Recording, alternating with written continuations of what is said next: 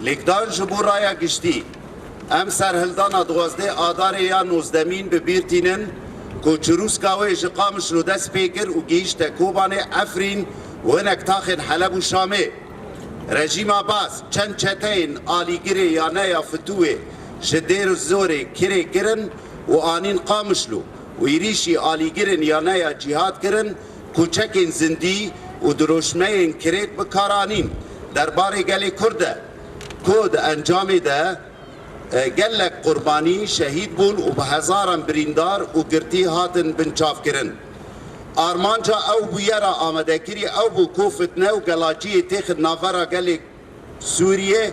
و همو درین گوهارتن و گوهارتنا دموکراتیک بگرن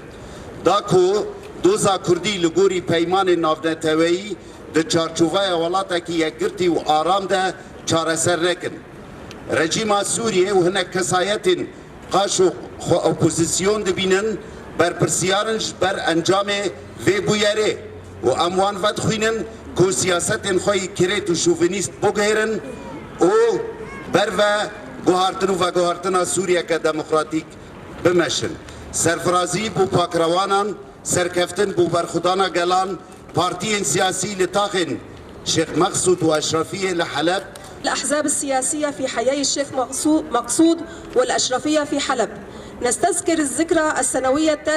التاسعة عشر لانتفاضة 12 آذار التي بدأت شرارتها في قامشلو وصولا إلى كوباني وعفرين وأحياء من حلب ودمشق حيث استقدم